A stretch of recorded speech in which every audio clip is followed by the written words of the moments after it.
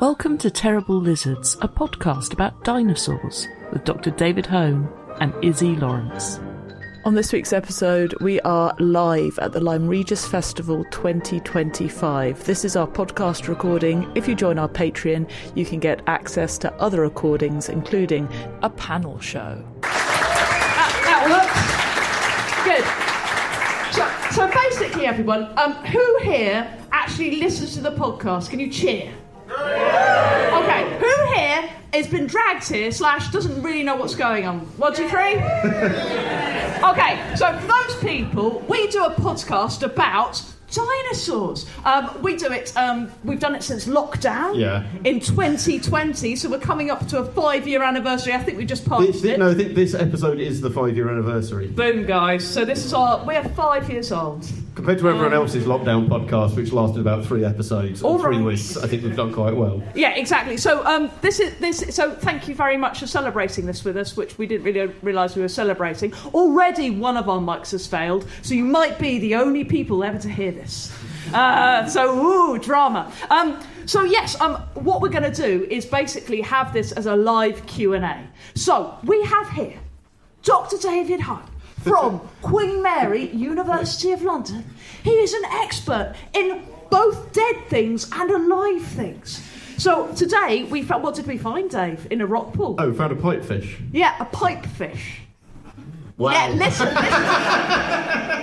A pipefish, guys, is a type of seahorse that doesn't look like a seahorse. It looks like... I think we should stick to the dinosaurs. Fair enough, maybe. Okay. you picked the wrong audience for talk about living things. Yeah, well, no, I did, but I thought a pipefish is pretty good. It should be called a pipe cleaner fish, because that's what it looks like. But anyway, okay, so guys, what we need from you is amazing dinosaur questions. For example, this question. Hey, Dave, what's your favourite dinosaur? Probably Protoceratops. Oh, Protoceratops. Answered that one many times. There you go. Okay, and Dave, who would win in a fight between Spinosaurus and Tyrannosaurus Rex? Yes. Sorry, from the front row, Tyrannosaurus, dead on. Yes. Yeah. There we go. There we go. So if you can now we beat can do those something questions, slightly better than that. Yeah. If you can beat those questions, please do put up your paws with a question. Any question will do. They have to be better than what's your favourite dinosaur, though. It's not a challenge. It shouldn't be. Otherwise, this is going to be a really, really, really cold. So, have we got any questions at all? Put your hand in the air. Yes, over there at the back. Yes. I know obviously in your field you're seeing loads and loads of specimens, but is there any that really stand out to you as like wow, this is unlike anything I've ever seen before? Like a proper favourite, this is nuts and unique. So, I have to repeat the question for the podcast, I'm sorry. So, Dave, is there a really special specimen that you've seen, that you've come across, that you could tell us about? Yeah, there's a few. So... Nothing I've ever found that's a fraction that good, sadly, but in terms of stuff that you see in museums, probably the two that stand out most to me, one actually mentioned we did a mini recording yesterday that won't be out yet, but the really good Scelidosaurus that's from here and at the Bristol Museum. So Scelidosaurus, if you don't know, this is a relatively early armoured dinosaur, so kind of squat and quite long and doesn't have the massive chunks of armour like the ankylosaurs and doesn't have the big plates like stegosaurs, but instead have rows and rows and rows of relatively small little bony plates in the body. But this superlative specimen, has anyone seen it? Must be a few people who've seen it. Hooray! There we go.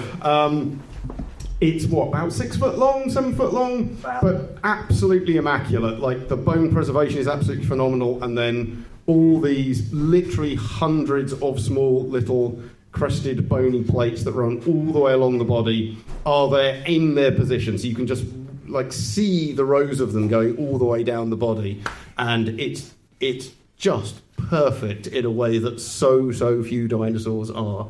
I genuinely think it's one of the best dinosaur fossils ever. I really do. Best preserved dinosaur in the British Isles. I mean, by miles, but even on top of that, I think it's just superlative to look at. And then the other obvious one is the really nice Psittacosaurus with all of the soft tissue stuff that's from China but is held in Frankfurt. For some of the people in here who don't know what a Psittacosaurus is, Tell them what a Psittacosaurus is. So, Psittacosaurus is a relatively small member of the Ceratopsian group that includes Triceratops that probably everyone in the room knows, even the people who've been dragged here against their will. Psittacosaurus much, much smaller, like Labrador size and down. But there's this one really nice, really quite big one that is at that upper end of the scale. It's a specimen from China, but it's held in Frankfurt in the Senckenberg Museum. And it's a bit squished flat, but it has basically all of the skin and soft tissues, and even the colours and patterns are partially preserved there. And so, yeah, a totally complete dinosaur, tip of the nose to the tip of the tail, and every toe bone, and absolutely, all the ribs, and then all the scales and all the everything else that's in there. It is, absolutely just superlative as a fossil find. I've never seen one, but I'd like to see Zool. That's who I want to see. Yeah, so that's a very, very nice... Really, really well-preserved ankylosaur, and it's sort of like squidged like this, but I've seen photos and they look incredible. Yeah, that's at the Royal Ontario Museum. I was lucky enough to be there before they put it on display, so I got to see that up close. And yeah, it's absolutely fantastic. I think if some of these people were here before we even got here, so any other brilliant question there? We got a question here, yes. Could T-Rex have had feathers? Hang on, wait, I have to ask the question again. You know, it's my only job. I have to repeat what the computer says. So, could Tyrannosaurus Rex have had feathers, Dave? I think so, though I'm now looking meaningfully at Mark and Darren, who are staring at me in case I get it, depending on what response I might get to this. I think it's still an issue which is very open and a lot more complicated than has been made out. So you may be aware there was a paper 7 or 8 years ago now talking about preserved skin of various large tyrannosaurs, including T-Rex and very close relatives like Tarbosaurus from China and things like this. There were various patches, and they basically said, well, this looks super scale-like, and that doesn't really align with the possible idea that they may have had feathers. We do know that some of the early tyrannosauroids, so the ancestors of tyrannosaurs, but on the tyrannosaur lineage, definitively had feathers. We have the specimens, the feathers are preserved, they are definitively there. So clearly the ancestral tyrannosaurs were feathered. What's happening with the later ones, and obviously in particular very big things, are not usually that well insulated. Think about things like elephant and rhino and hippo. The challenge comes partly from the fact that these are still rough patches of skin, but also quite what's going on with them. So there's a lovely paper that came out shortly afterwards, which is kind of completely irrelevant in one sense, because it was certainly not about dinosaurs, and it was about elephants and elephant skin. And if you look at particularly the foreheads of African elephants and how their skin develops, it's really quite thick stuff, and it tends to crack and break open. Like anyone who's ever got really dry heels and your skin crack, right, it's nasty, right? But that's how elephant foreheads kind of look. And they had some really nice close-ups of this, and you can pretty much line it up with the Tyrannosaur paper saying tyrannosaurs were scaly, and it's basically identical. And so that then starts to ask the question, well, are these scales in a kind of classic reptile sense, or is this really thick skin that's cracked and broken in some interesting and unusual ways?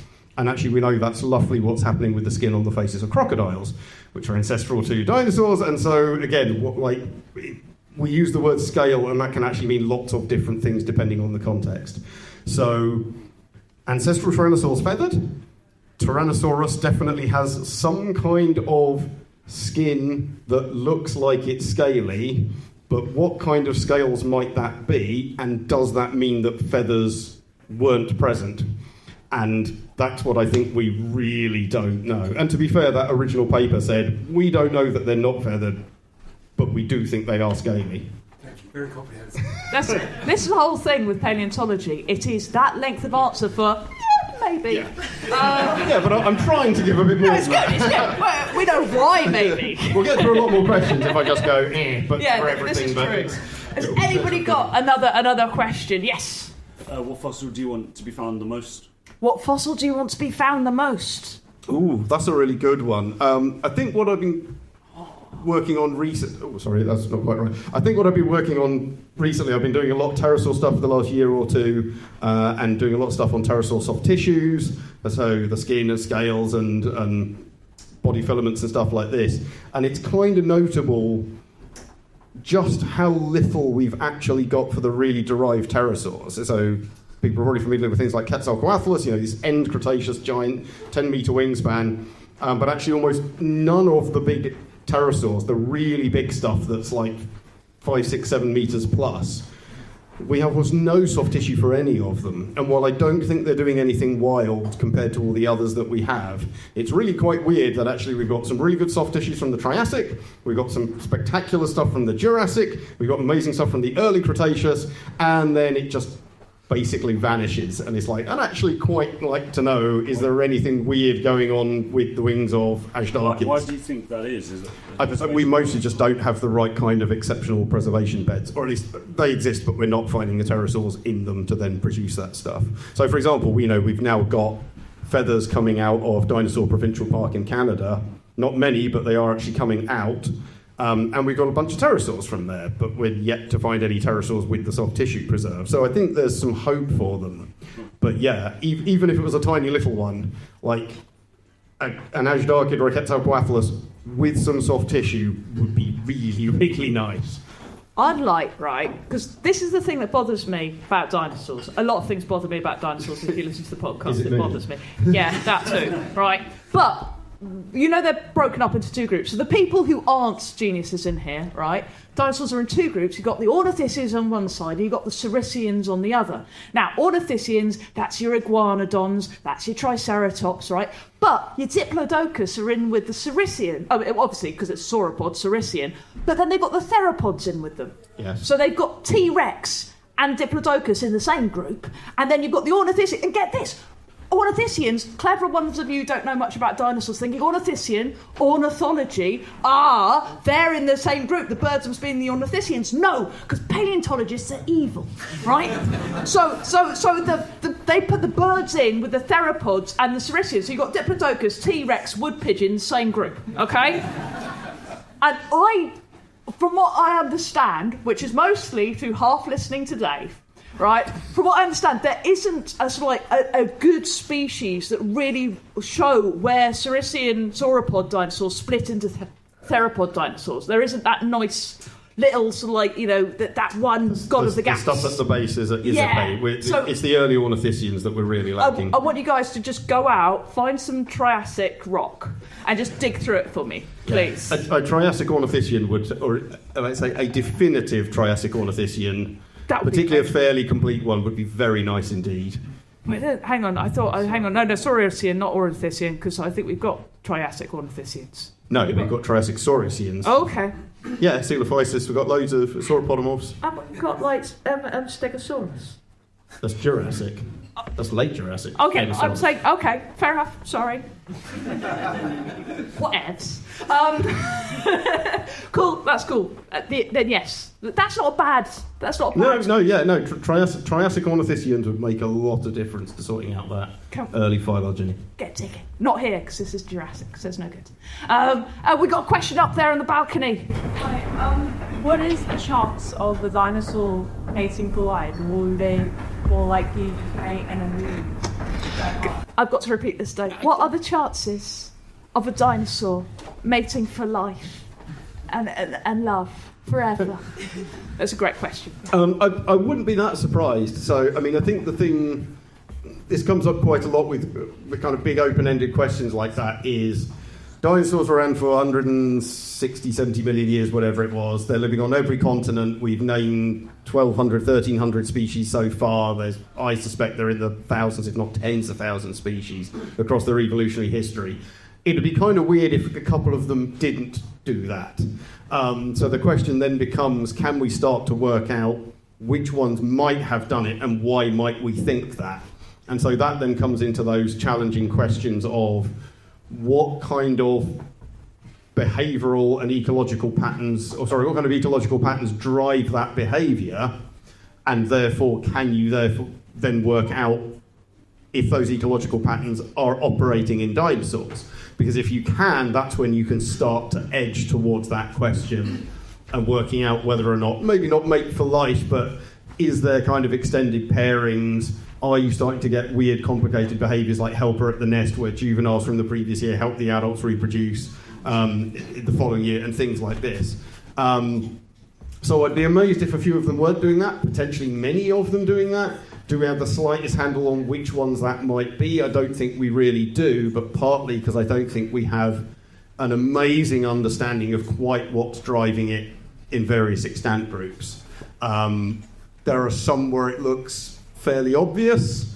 Off the top of my head, I think a lot of the ones that do are showing mutual sexual selection, so that's where males and females are both signalling to each other, so they're very similar. So you think of things like, I think swans do it, puffins do it, so lots of those kinds of things. There is evidence for mutual sexual selection in at least some dinosaurs. Darren Nash is sitting in the audience here, and I wrote a paper on this. Actually, I wrote a couple of papers on this. So yeah, that's probably a good place to look, but then it's going to go beyond that. It's not just going to be about mutual selection, because there's loads of things that do that don't carefully. So what else is digging into that? But as we get a better and better understanding of the extant stuff, and then a better understanding of how we can interpret the extinct stuff, I think that's the sort of question we might be able to start, not necessarily answering, but hedging towards a good answer, or at least be able to point to some groups or some species that are likely candidates for that for good reasons in the future. Does that answer the question?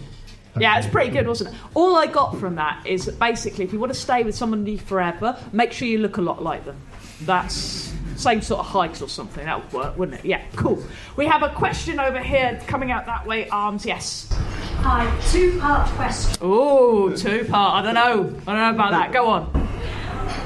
Roughly what percentage do you reckon paleontologists identify as Indiana Jones? Nice.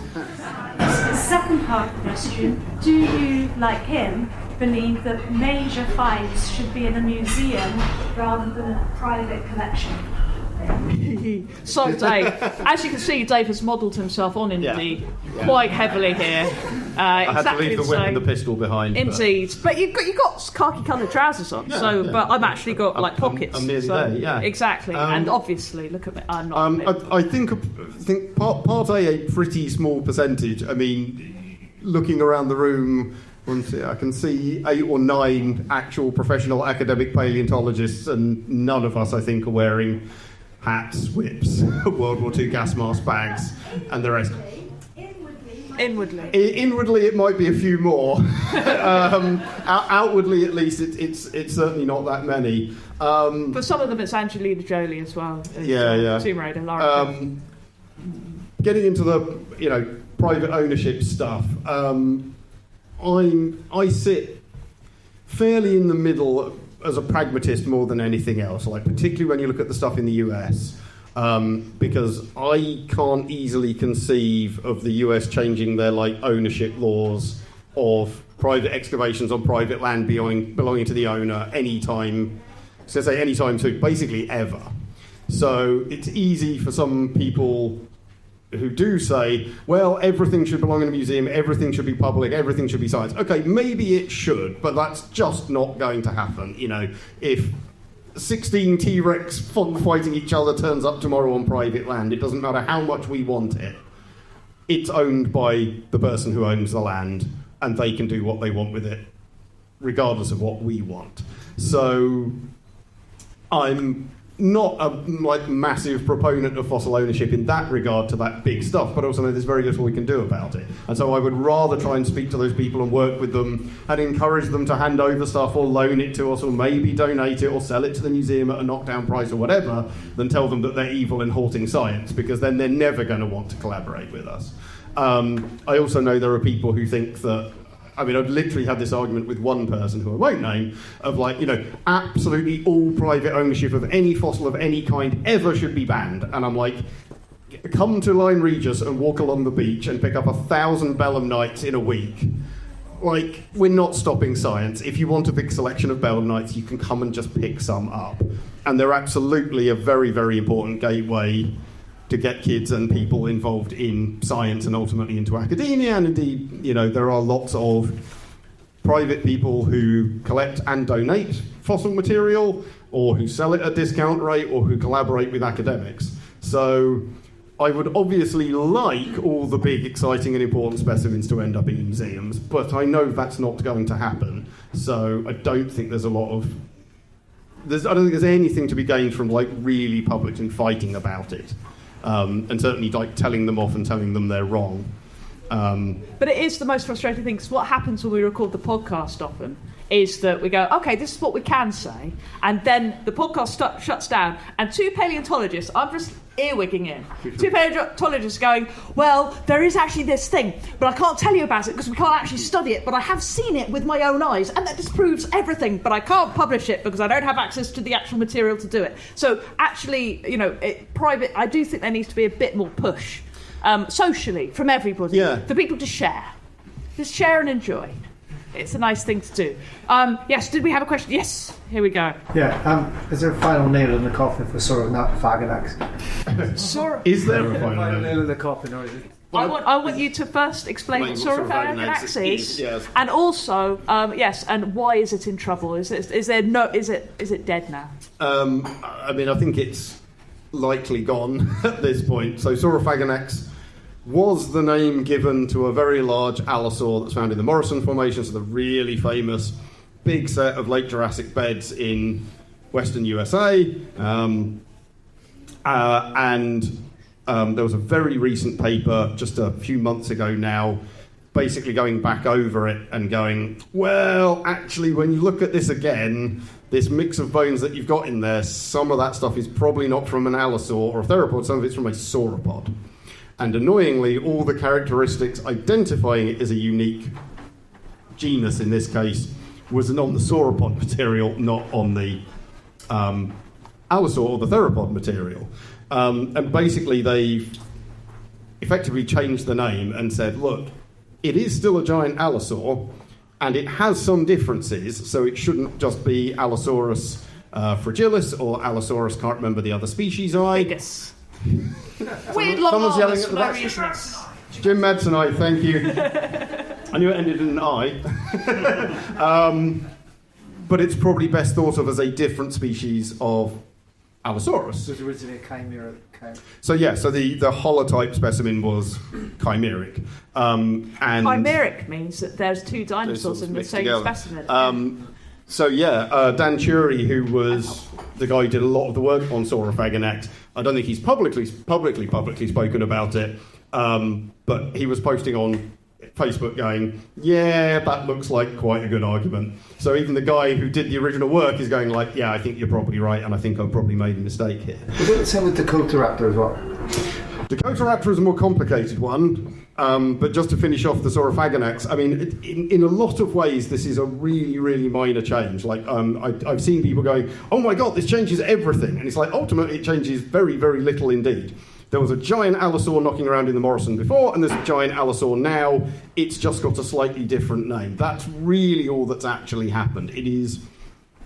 Yes, getting rid of that sauropod material and working that out is important, but in terms of like our understanding of diversity and ecology and evolution, like none of that's really changed very much at all as a result of this. Dakotaraptor is a more problematic one. This is a relatively large dromaeosaur, so part of the same group of Velociraptor and things like this from the Hell Creek Formation, so end Cretaceous stuff from North America, and shortly after it was published, because it's a bunch of bits, a response paper was written going, at least a couple of these bits are from a turtle. Wow. It happens. But subsequent to that, several other people have said, actually, I think a couple of those claw bits don't look like dromaeosaur, a couple of those other bits look like something else. So there is a suggestion going round that a lot of that material doesn't belong to a dromaeosaur, but no one's formally published anything saying that beyond the turtle bit. But if that's the case, it then obviously massively decreases the case for it being a different species, because again, all these unique features, well, yes, they are very weird claws for a dromaeosaur, but if they're not from a dromaeosaur, that's why they're weird. So I think I'm trying to be accurate and fair. I think a lot of theropod workers think that Dakota raptor is in real trouble, but no one has put pen to paper and said, this is a problem, and this is a problem, and this is a problem, and therefore I think ... and killed it. There was more likely to be a giant dromaeosaur in Hell Creek, but... Yeah, I think Tom Holt still thinks there's probably a large dromaeosaur in Hell Creek represented by some of the Dakota raptor material. The question is it a unique thing that should be called Dakota raptor, or is it a very large version of something we've already named? In which case, cool, there's a really big one, but a bit like Sorophagen X, it shouldn't be called Dakota raptor, it should be called something else. We'll pick that up later. We dropped a badge, but it's all okay. I'm going to go back up to the balcony over there. Yes? How do you feel about imaginative, vibrant colours patterns in paleo art when we don't have evidence of communication? Is it helpful to push the boundaries, or has it got too much potential to be misleading? So, is very vibrant, exciting paleo arts that we have no evidence for, but apart from the paleo artist's brilliant brain, right, is that actually a negative thing or not? I think it's brilliant, and that's because, you've heard the podcast, so you know blue TRex with pink spots. Just saying. Perfect. I mean, Louise Ray's been painting T-Rexes fairly bright blue for years now, so that's not actually as different as I've actually said that on the podcast before, excellent. So that's why I'm specific. I don't think it is, because at one level, if you're going to go down the route of we can only illustrate what we're 100 or 1,000% confident of, you're going to end up with an awful lot of blank artwork and not a lot of dinosaurs illustrated. Right, but that's literally where you're going to end up. So you're going to have to make some compromises and decisions somewhere. I certainly think the kind of trope of everything's greeny-brown is not a great one, and I think we've gone past that. I guess your question you're kind of asking is, have we gone too far the other way? I don't think we necessarily have, but there's definitely some art where I think it needs some more thought, where people, like I've seen stuff where, and it's not that it's impossible. If you look at the diversity of things like birds and lizards, you can find stuff that kind of inverted commas breaks the rules, and there's always going to be exceptions and weirdness. But like I've seen things where, like a ceratopsian, like all the bright colours are on the base of the tail and the side and on the belly, and then the frill was a boring colour. And you're like, well, maybe, but let's be honest, this has a giant advertising hoarding on its head. And if one bit of it is going to be brightly coloured, or at least brightly patterned, you'd kind of expect it to be either that bit or all of it. But just not that bit is very, very weird. And again, not necessarily 100% wrong, but if you're trying to use some of that artwork as maybe giving a little bit of a message, even if it's subliminally, that's probably not a great way of doing it. So I'm certainly not anti-bright colours and bright patterns and lots of signalling, because I think there's loads of that going on, and I think that more general modern push is probably a better representative of the real Mesozoic, even if we don't actually know what it really was, than what you were seeing even 20 years ago, let alone 50 or 70 years ago. But yeah, just a bit of thought about quite while you're doing it. We do have, I mean, I've talked about it extensively, written about it extensively, but really quite good evidence for lots of big features on dinosaurs being used as signalling structures. So that's probably your first port of call in most of your work to relate to that kind of thing. And there's some like Mark and I, in the audience, we've just finished a book on Spinosaurs. We talk a bit about that. I suspect Spinosaurus in particular, but the Spinosaurs generally, are like breaking some of the rules of theropods because of the way they're hunting. And they could have been much brighter and bigger, bolder colours and patterns than other theropods precisely for that reason. And so, well, then you've got a reason to go mad as an artist, whereas something that's probably really reliant on stealth, and there's a few where you can probably make a case for that, maybe less so. So, yes, I think there's lots of scope for creative coloration, but I think you can also still constrain it a little bit with some good scientific reason. I mean, I just think, can you imagine? Fish can't see you if you're flashy. So, but fishermen they don't dress flashy. I think this is what I'm thinking. Well, the yellow sou'westers can be quite... Yeah, that's true, exactly. Yeah. But then the tuna can't see that, which is the important bit. So. Well, that's the whole point. So Spinosaurs could have been like neon. Yes. Paint the Spinosaurs neon. Yes, sir. In your Jurassic Parks, your dinosaur film, yeah, I just had to mention the big one. Every dinosaur film, usually it's a T-Rex that's the bad guy. Yeah. What's the most unknown dinosaur that could step into that position? Because obviously you've got your very wrong velociraptors and your T-Rexes and maybe a Spinosaurus every now and then that's the bad creature. But what could step in to fulfill that role? So in your own personal dinosaur film, right, which will definitely happen, so who would be the baddie if it's not going to be T-Rex and weird velociraptors and Spinosaurus? And I'm really hoping he's going to say a herbivore right now. I mean, we could start with herbivores. I mean, there's enough dangerous things out there. When the first Jurassic World came out, and there's that lovely bit with, like, when the park's still functioning and there's people having a little boat ride and watching all the sauropods, and I'm like, yeah, I wouldn't do that. I used to work at London Zoo, and some really dangerous herbivores that everyone thinks are nice and friendly.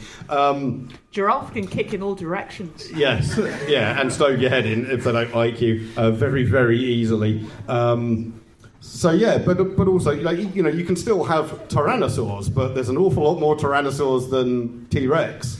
Eugene Tyrannus. Yeah, I mean, yes, my Eugene Tyrannus, because he's mentioned it, but like Eutyrannus, the one of the really big fluffy ones, going back to that question before about feathers, they've used the abelisaurs incredibly sparingly. Carnotaurus has turned up in a couple of them, but they're really quite interesting animals with a very different head shape and a very different bite profile. I'm doing an impression of an abelisaur. Yeah, so the tiny little arms that even make T-Rex's arms look big and muscly. Yeah. So, there's lots of interesting and unusual animals. I mean, I get why it's always going to be T-Rex, because it's so insanely box office compared to absolutely everything. But yeah, there's dozens and dozens of...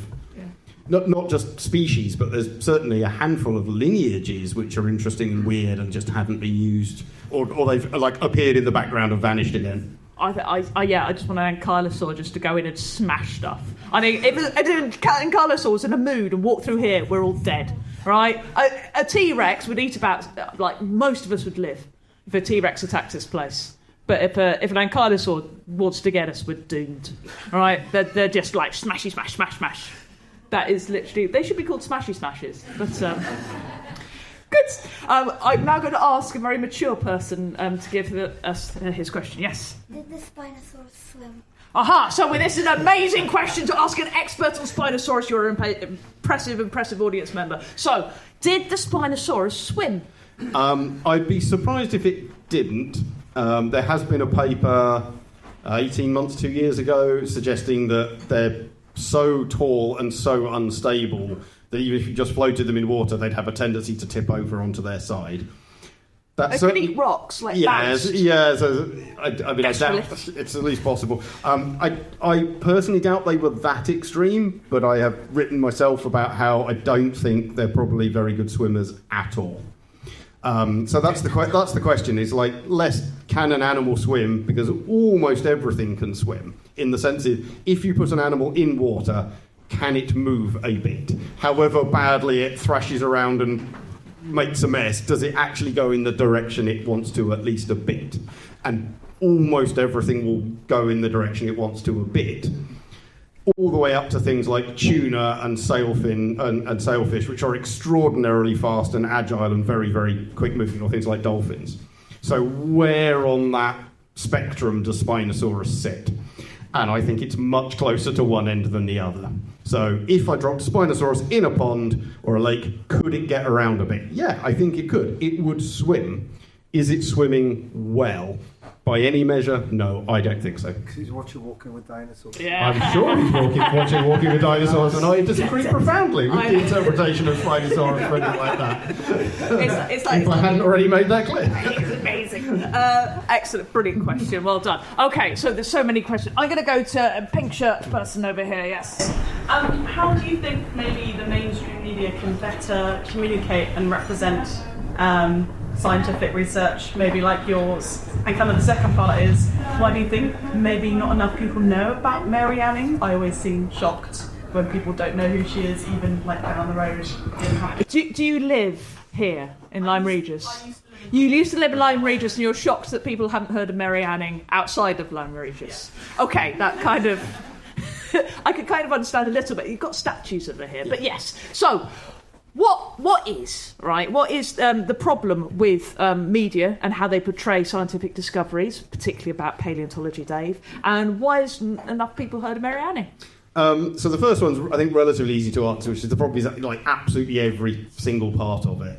Right, but it's like the whole chain of activity. So, I've repeatedly dealt with press officers at my university and others over the years, and of course they really, really, really want to get an exciting story into the media, and they're not going to be expert paleontologists today and particle physicists tomorrow and crystallographers the next day, etc., etc. So they're already filtering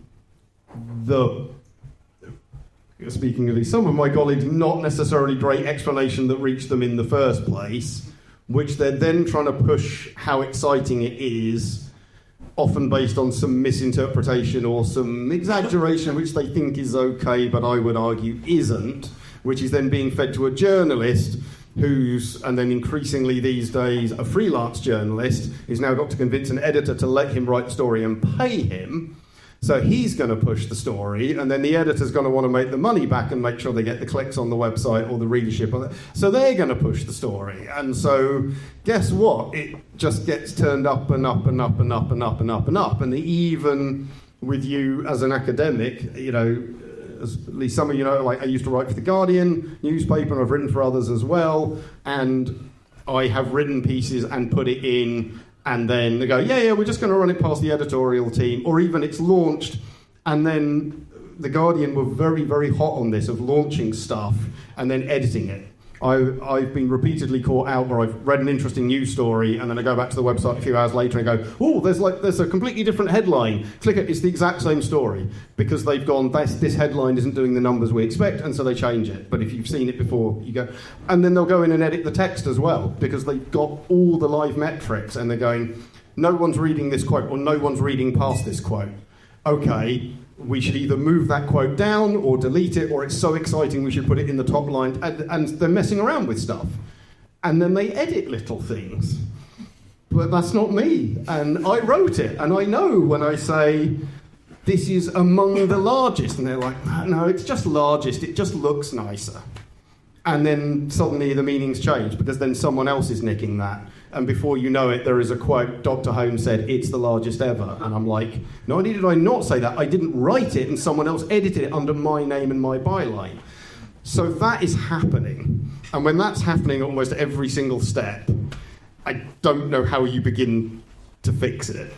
I think if you started using better names, maybe. So instead of talking about pterosaurs, which is hard to spell, flappy flaps, one, right? We could have like instead of sauropod, stompy stomps, and obviously ankylosaur, smashy snash. It'd be much better. I think I am alone in the room. I hope these guys are going, no, it's serious. Cool. Well done. Sorry, but the Mary Anning bit. Yeah, Mary Anning bit. I don't know. The world is not as excited about paleontology and history as we would like. And I hate to say it, all women. Yeah. But you run into, it's a very different thing, but like I remember doing a radio show a few years ago, and the bird dinosaur thing came up, I mentioned it, and one of the presenters was like, what do you mean birds are dinosaurs? And then the other presenter was like, how have you missed this? So, it's, and neither of these were science people, this was just a normal, drive time conversation type thing. So, yeah, everyone has different knowledge and different experience, but that really is it. So, the sort of stuff that happens, the fact that she has now finally got her statue and things like this, right, but it's, it will spread and it will spread and it will spread. But I don't think there's much you can do about the fact that not everyone is interested in history, not everyone is interested in paleo, etc., etc. Weirdos. Only Yeah. weirdos aren't. You guys are great. Yes, okay, let's go. Do you want to pick somebody, Dave? Sorry, you look like... Leaky's putting his hand up. We keep missing him, and now he hasn't. And I was pointing at him. Thank you. Yeah, first time listener. First time participant. So, paleontology, the history is marked by all these big sort of maybe generational shifts in understanding as we learn more, right? That's the nature of science. Could you speak to maybe what you think, the future of paleontology? What's the next big wow, the big change, the paradigm shift in paleontological understanding? Although that was very loud and very good, I am going to repeat it, which is, Dave, what is the next big shift in paleontology? What's the next big change that's going to blow all our minds? So my guess, I wrote a bit of a chapter on this in my last book, one book, but I would like to think, and this was before all of modern AI and all of that kind of stuff took off, but just a kind of next generational integration of like the data we've already got.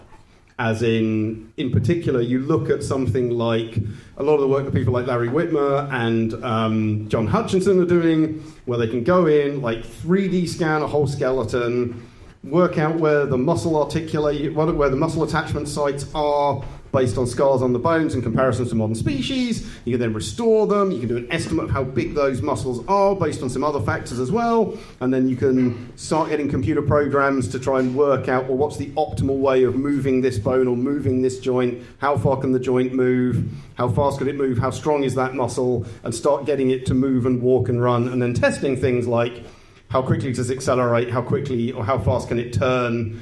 Bone strengths and stuff like this. But it's all mostly very, very slow and very, very time-consuming.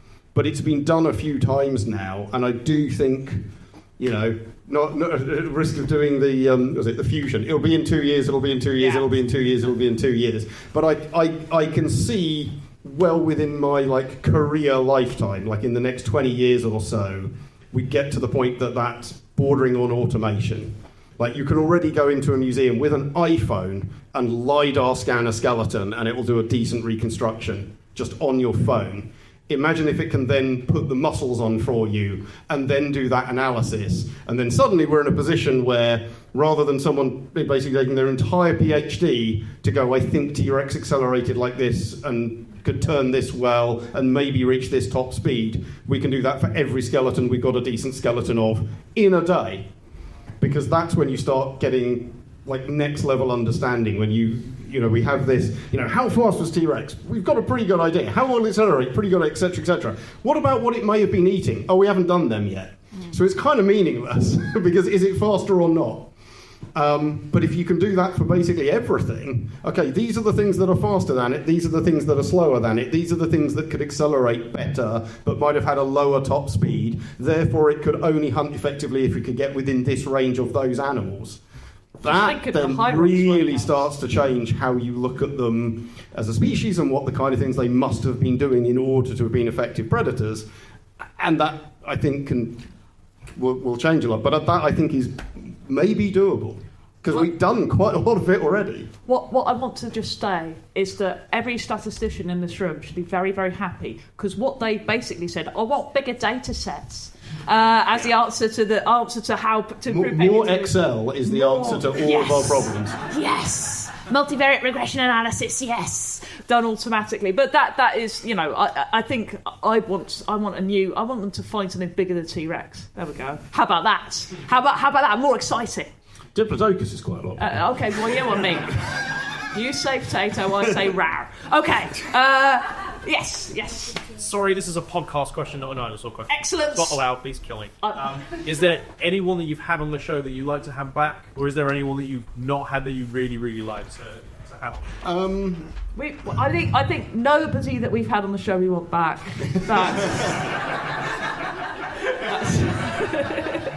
That's definite. No, they've all been horrible.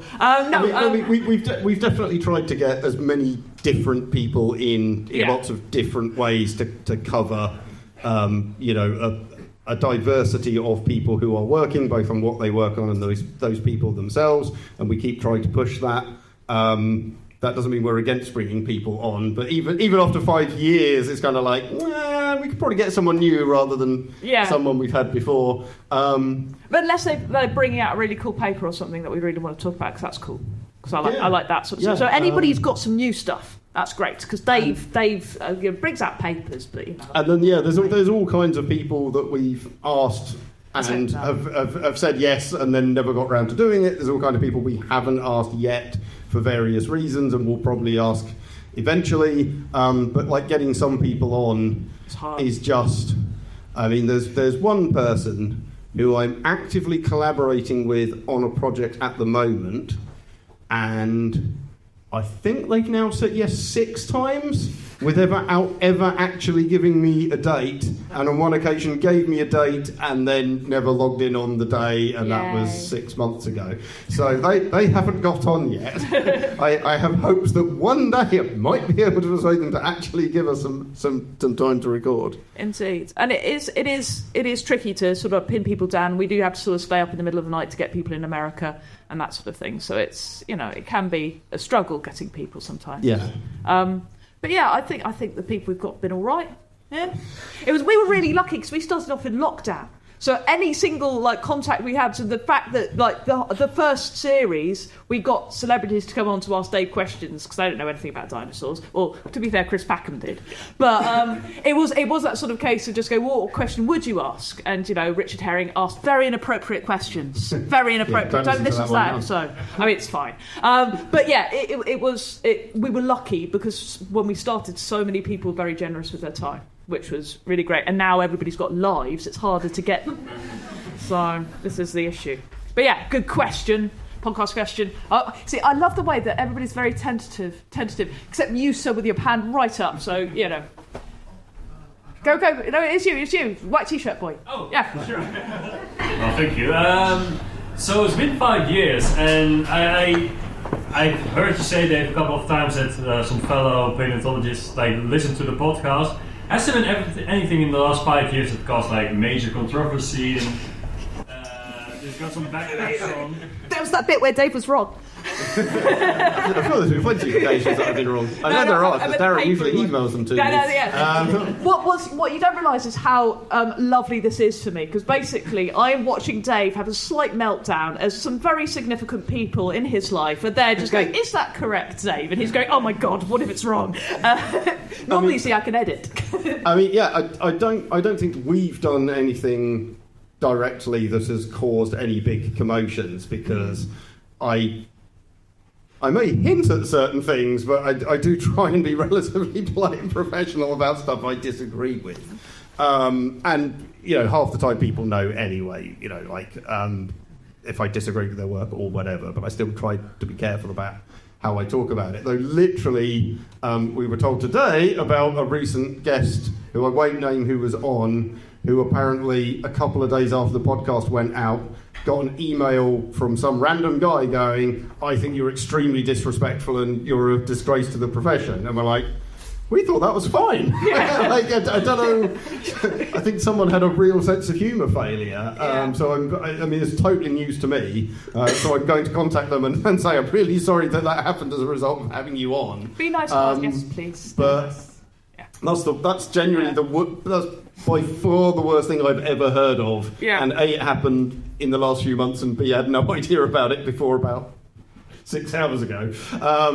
So yeah, I haven't had any rocks through my window with people complaining that I criticise their work. Or if they have, they've got the wrong address. And weirdly as well, we haven't had that many complaints, because normally, every single other radio show that I make, I do really lovely, gentle shows for the World Service. And these are lovely things, and how airports are made. And the amount of people who just go, no, that was wrong. Why do you let us say that? Like this, you just get an email from somebody going, well, it's happened now. I can't do anything about it. But fortunately, the beauty of podcasts is you guys find us because you're lovely people, and you just come. Paleontology people are lovely. Seriously, compared to normal people. guys. Know what category that puts you in. But you know, it's genuinely a lovely atmosphere, and so even when like Dave will disagree with other paleontologists, and and they will talk, and I've seen them talk, and it's fine, and they're okay. We had Andre Rowe on, Yeah. and he and I got into a not even heated, but just like real discussion about tyrannosaur hunting. It's like, well, I think it is. Well, is it going to? Because then doesn't that?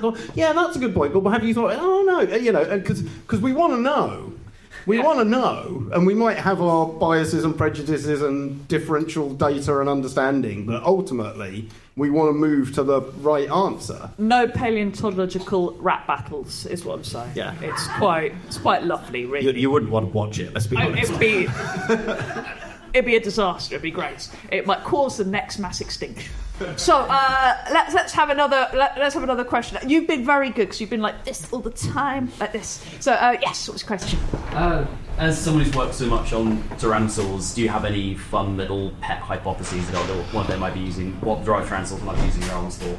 Yeah. So what are Tyrannosaurus Rex using their arms for? What's a fun little theory you've come up with? I mean, I don't have any fun little theories. I still just don't think they're doing very much with them at all. That's really the best explanation I can offer. I just don't think they're doing very much. I think I've got a better understanding of what's probably going on with them at the moment, which I then can't share, going back to the previous question, because this was at a conference last year where someone gave a talk about some tyrannosaur material, and off the back of their talk I went and spoke to them. I went, oh, that's really interesting, and I think that would feed into this answer and these questions. He said, yeah, I'd had the same thought, so he'd clearly been thinking the same way, but I wanted to ask. But that's his project and his paper, and that's his to write up. So I'm afraid I think there is potentially quite a good answer to that question pending.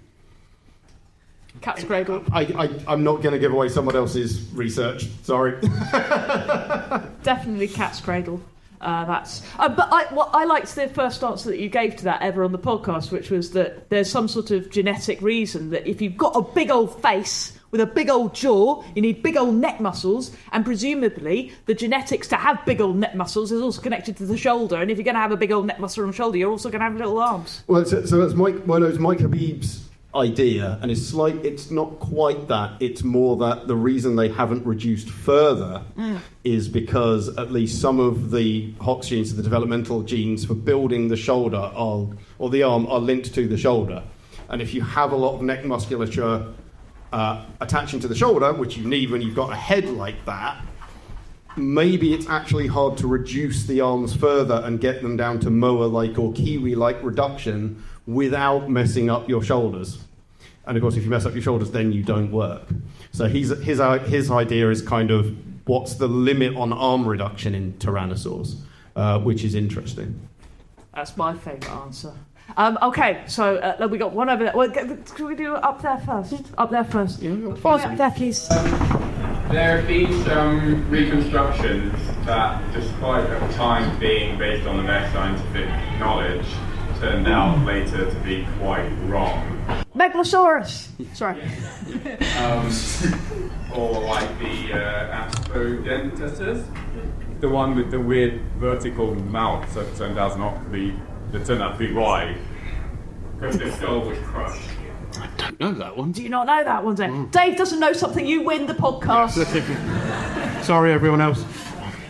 So I just wondered if there are any reconstructions that at the moment that you look at and think, that's got to be wrong. Are there any reconstructions, Dave, that you look at and think, nah, can't be right? I'm still not convinced that maybe Spinosaurus's legs are quite that short. And then we're all waiting now for the new one that's coming. So again, I'm sure a lot of people know, but at the Society of Vertebrate Paleontology meeting last year, so it would have been October, November time. So I'm not giving anything away now because it's in the public realm. So Paul Serino and his team have dug up a new Spinosaurus from Niger, and it's got a cool head. We know that because they put that in the conference abstract, so that's not secret. Quite how complete that skeleton is and what it has, I'm sure his team know, no one else does. One of his students has shared some information with me, but nothing on the legs. So I really hope that thing's got proper legs and a proper pelvis, and we'll see. But then on the flip side, we know we've got, again, unpublished Ichthyoveneta, so the weird one from, is it Thailand or Laos? I think it's from Laos. That appears to have a relatively small pelvis and relatively small legs. But that hasn't been described yet.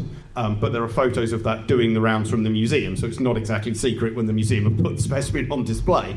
So that would reinforce the idea that, well, maybe these short legs are quite common, and maybe that's less weird than it looks. Because when there's one, it can always be a weird one-off, or it can be a mistake or something like that. When you've got a second one that's from several thousand miles away and several million years later, and whatever, it's like, okay, that's probably a feature of the group at this point. After that, I can't see struggling, but it's improving. We're much better at restoring dinosaurs than we were 50 years ago versus 100 years ago, etc., etc., etc. So we're going to make, on average, fewer and fewer mistakes as we get better at that. So in that context, it's probably going to be harder and harder to look at something and go, we've probably really got that wrong, because we're probably not getting it very wrong very much. I'm not 100% convinced Iguanodon had a thumbs. I think it was the nose spike. So, keeping it 19th century for you all. Excellent. Okay, we've got about 10 minutes, I think. So, let's continue. Yes, over here. Do you think that Spinosaurs, and I guess specifically Spinosaurus, because why not? It could have had dimorphic lips, so like a ceiling mouth towards the jaw joint, and then the long teeth at the front were perhaps either completely or partially exposed. Ooh, that's lovely. So do you think that the Spinosaurus had dimorphic lips, so basically it could seal off its throat and then its teeth would be exposed, a bit like a crocodile? Is that what you're thinking? Like some of the river dolphins that have actual lips. Halfway down and then they start exposing. I guess. To be unhelpful, because it's not great for the podcast, but Mark Whitten would be the person to answer this. A, because we've just written a book on Spinosaurus, but B, because he was one of the people who's been responsible for writing about theropod lips. Mark, did we... I can't remember what we said exactly about that, but certainly not a half and half. Like a river dolphin. To be brief, Spinosaur skulls are strange, shaped, but all the features you expect for lips versus no lips, they're the same as any theropod. So things like the number of neurovascular foramina around the jaws, little holes next to the teeth, they don't have, that's not particularly different. The distribution of the foramina, the size of the teeth, they're not excessive for lips. So I see no reason to take lips off Spinosaurs. Okay, short answer for the people who didn't hear that, so we'll have to make an edit. They're really, really similar. Despite the fact that Spinosaurs have weird heads, when you get into the nuances of exactly the kind of structures that you would think may or may not correlate with these lipped coverings that we've now increasingly think is normal for theropods, Spinosaurs fit all of those categories, and therefore there's no reason to think they're doing something particularly weird. And therefore they're probably fully lipped. Amazing. And that's how we've illustrated them. That's how Mark's illustrated them. But we don't know. So, no, it's brilliant. Thank you, Mark. Cool. Anybody else got a question? What? Hang on. Hey, is this a question for the podcast? Okay, I'm going to ask these guys first because you can just ask us in private. Who's got? Yes, sir, at the back, right at the back with specs. Yep. Which dinosaur discovery do you think has been the most useful to paleontologists? Which dinosaur discovery has been the most useful to paleontologists? I'll go for Megalosaurus. As in a species or a fossil or a technique or a species. What's most useful? Because none of them are particularly useful. They don't do much. Sort of. Yeah, that's a really challenging question. Is there a gap one that's really helped fill in? Yeah, I mean, Archaeopteryx in that context, when it just feels like a massive cop-out to say Archaeopteryx, but obviously it's extraordinarily significant in that context. And then similarly, Deinonychus and the kind of rediscovery of the hypothesis of birds deriving from dinosaurs. But to try and give probably a slightly sideways one on that, something like Caudipteryx. So this Chinese feathered dinosaur that, pretty small, kind of knee-high, maybe a little taller, with a very kind of parroty face, but otherwise a bit ostrich-like, so quite a long neck, quite long legs, and this little tail fan on the tail. So it's an overaptorosaur, so it's pretty close to bird origins, but not super close in the way that Archaeopteryx is. Then showing fully pennaceous feathers, so showing that those are really quite ancestral, and then probably not turning up in something that's almost certainly not flying. A couple of people suggested it did, but I don't think it was ever taken that seriously. They're one of the groups where we immediately saw some patterning. This was pre-colour, but you could at least see some banding in the feathers, suggesting that there's colours and patterns and signals going on, and then a lot of data. Because the skeletons are relatively complete, and we have quite a lot of them from China from the early Cretaceous, that's then tying in various other dinosaur groups in. It's always hard to point to like one thing as being the one, but I think Cordipteryx is really quite interesting because it gave you lots of lines of data to lots of different interesting things that were super prominent when it came out. When was that from? 98, something like that? 99? So right around like I was born. That time, yeah. Amazing. That's a great question. So, I'm looking at it. We've probably got time for another couple. But that's it. Yes, over there. Question for you. Have you ever thought about doing a book about Mary Anning? Have I ever thought about doing a book about Mary Ann? I have, but weirdly, she's quite saturated in the market. There seems to be quite a lot of fiction But no one knows about her. So. Exactly, at the same time. So what I'm hearing is, brilliant idea, other people have already done it, and there's no market. That's, it doesn't sound like a great idea. But that's not an argument you she's basically I really like her because she is so because she is very working class. She's very female in what became and was even then a very male dominated area of science. So I think she's fascinating for that reason, and she was right here. So it'd be really easy to research how many. Because those who don't know, I write historically accurate fiction for children, for pedantic children like yourself, sir, like yourself, man. So basically, when you read my books, like I've got one called The Cursed Tomb. In this book, the number of steps you take down inside the tomb is exactly the right number of steps. What you see inside the tombs is exactly what happened. What happens, it happens the way I say it happens. I've had 2 Egyptologists working on this, one who works at the British Museum. Do not question me. So I get proper nerdy about this sort of stuff, and the more like little bits I have about that. So what you'd end up if I wrote a book about Mary Anning is basically a book about the construction of one of the houses around here, because it would have been around the same time, and I get too distracted. But yeah, she's one of many, many things that I would like to write books about. But I've still got a life. I may well get round to her. This is. I mean, the one thing I'd add is that like it is very true that however good you think your idea is, you've got to get it past a commissioning agent who's then at a publishing house who's then got to get it past like the commissioning panel. Yeah. And so I've even had ideas where the commissioning agent has come to me and said, we've had a chat and we think this is the book that we want to write and we think you're the person to do it. And I go, great. And I write a treatment based on the notes they sent me, sent it to them, and they go, no, we don't think it's the right book for us. Yeah. So Big tip. It was your idea and you asked me to write it. This feels a bit personal at this point. But it really is like that for a lot of publishing. So yeah, and it's not just publishing. Any radio show you want to make, basically, what you do is if they tell you what they want, you give them what they want. They say, this is the worst idea ever. Then they say to you, all right, what we really don't want, like, for example, I've written 6 Time Machine Next Door books, right? And they literally said to me, we don't want any time travel. And we're on books 5 and 6. So what's this is literally what they said to me, and I was like, okay, but if you want multiple different, please. So nobody knows what they want. You just have to give it to them, and then they will like it. That is, more consensual than that, but still they have to agree.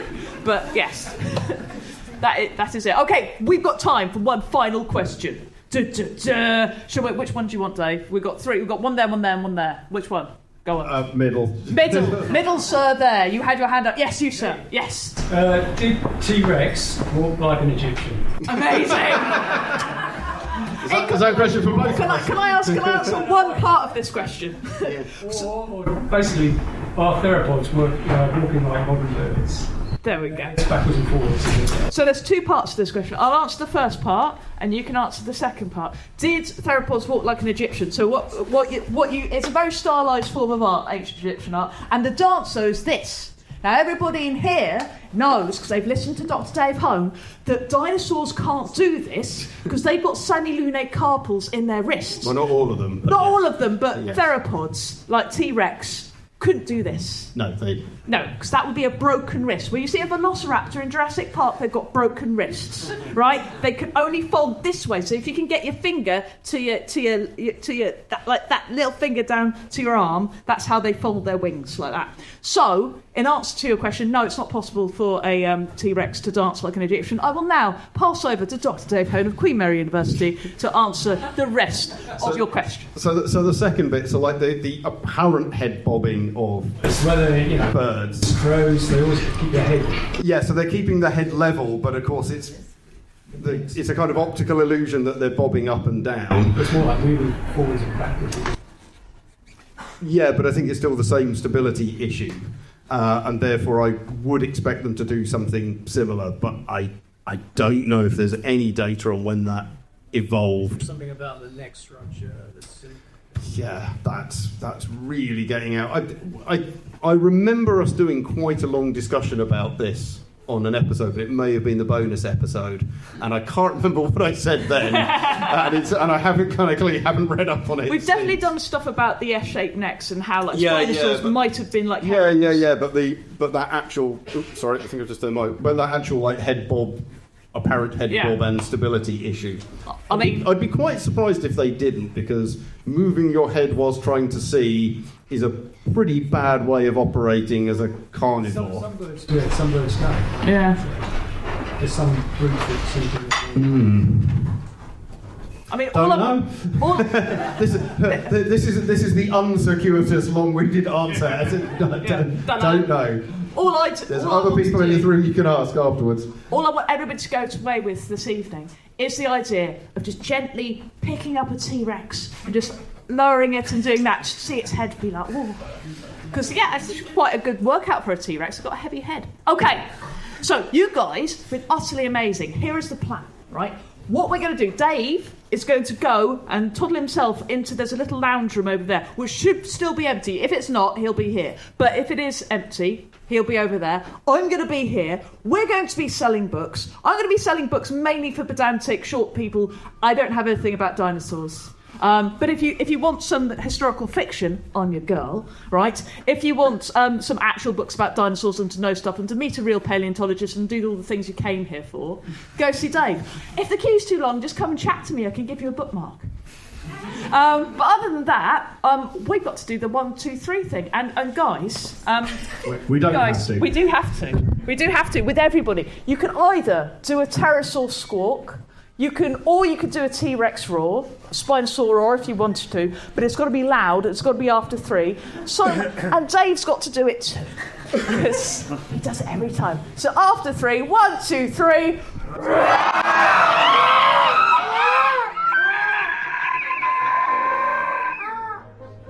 Good night, everyone. Thank you for listening to this episode of Terrible Lizards. You are amazing. If you're a patron, you're double amazing. You can support the show by going to patreon.com/Terrible Lizards, or just go to terriblelizards.co.uk and follow the links. If a bunch of extra content and having your questions answered doesn't appeal, you can always support the show by leaving us a review. Please do share it with your friends. It does make a massive difference. And if you want to support either Dave or myself individually, please go to our respective websites, davehome.co.uk or isziizzy.com. You can get our books. Mine have got nothing to do with dinosaurs. But anyway, squawky bye-bye.